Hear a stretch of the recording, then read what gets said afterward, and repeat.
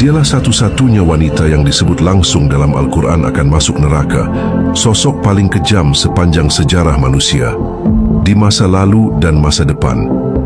Kaya raya, kuat, berpengaruh, tapi semua itu tak mampu menyelamatkannya dari murka Allah. Inilah kisah nyata tentang seorang wanita terkutuk, yang bahkan iblis pun gentar padanya. Lalu siapakah dia? Mengapa Allah sendiri yang mengutuknya selamanya? Saksikanlah kisah kelam yang jarang diungkap. Karena untuk memahami musuh-musuh Islam di masa kini, kita harus mengenali wanita ini terlebih dahulu. Dialah pelopor dari tipu daya yang hingga hari ini masih dipakai oleh para penentang Islam. Ia mendorong suaminya untuk menolak iman dan menggunakan kekuasaannya untuk menyiksa kaum muslimin. Kisah wanita yang begitu jahat, hingga bahkan setan pun akan terkejut. Sekali lagi kami hadirkan cerita yang menggemparkan. Jangan lupa subscribe channel ini dan like videonya untuk terus mendapatkan kisah-kisah dari Al-Quran. Baiklah, mari kita mulai. Assalamualaikum warahmatullahi wabarakatuh. Ummu Jamil adalah wanita dari suku Quraisy, salah satu suku paling berkuasa di Makkah. Ayahnya bernama Harb bin Umayyah, seorang tokoh terpandang di kota itu. Artinya, Ummu Jamil lahir dari keluarga bangsawan dan disegani. Namun status tinggi tak menjadikan akhlaknya baik. Sejak kecil ia dikenal ambisius, penuh amarah, dan sangat sombong. Di usia muda ia menikah dengan Abu Lahab, putra dari Abdul Muthalib, paman Nabi Muhammad SAW. Abu Lahab adalah salah satu orang terkaya dan paling berpengaruh di Makkah. Kekayaannya sangat disukai oleh Ummu Jamil yang memang mencintai kemewahan dan gengsi. Abu Lahab adalah pedagang paling kaya di Quraisy, dan Ummu Jamil menggunakan kekayaan itu sebagai bahan untuk membangun pengaruh dan kesombongannya. Ia menjadikan harta suaminya sebagai alat untuk merendahkan orang lain, bukan untuk berbuat kebaikan. Ummu Jamil tak hanya bergantung pada kekayaan suaminya, ia juga memiliki pengaruh besar di kalangan wanita Quraisy. Ia suka menyebar fitnah, merusak reputasi orang yang tidak disukainya, dan menyulut permusuhan. Ia haus kuasa dan sangat takut kehilangan pengaruh serta hormat dari masyarakat.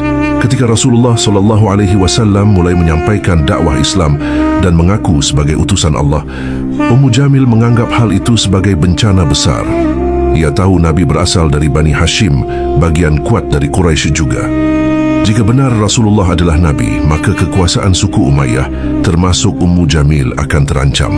Baginya kebenaran bukanlah masalah utama. Masalah utamanya adalah kehilangan kekuasaan. Sejak awal ia menjadi salah satu penentang pertama terhadap Islam.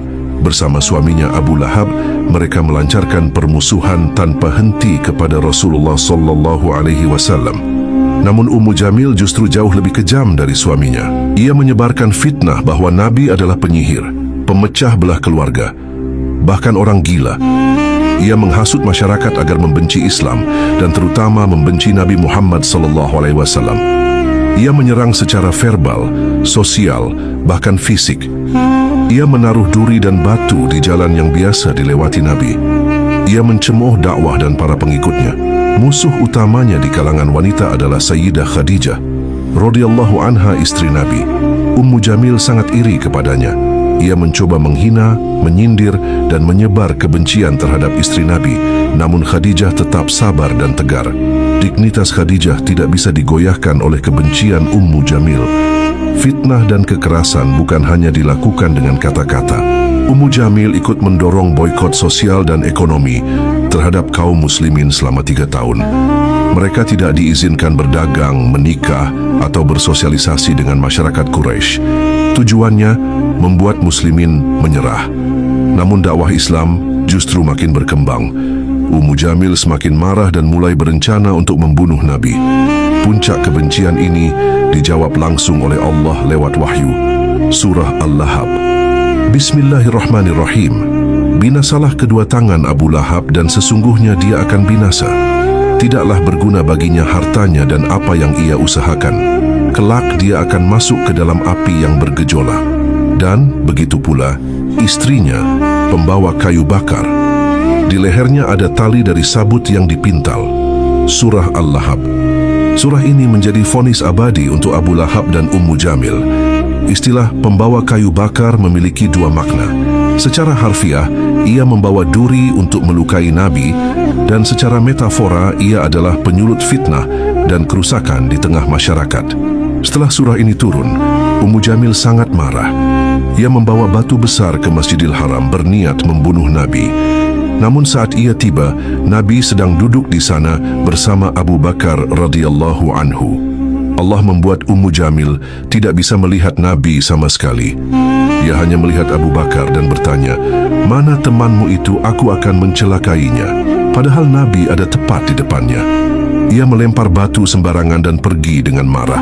Ini adalah tanda bahwa Allah telah menutup hatinya dan menetapkan nasibnya. Tak lama kemudian, Abu Lahab tertimpa penyakit menular yang menjijikkan. Orang-orang Makkah pun menjauhinya. Ia mati dalam kehinaan, sendirian, bahkan tidak ada yang mau menguburkannya. Akhirnya, jenazahnya dilempar ke sebuah lubang dan ditimbun batu. Ummu Jamil yang dulu merasa paling kuat, kini menjadi lemah dan kesepian.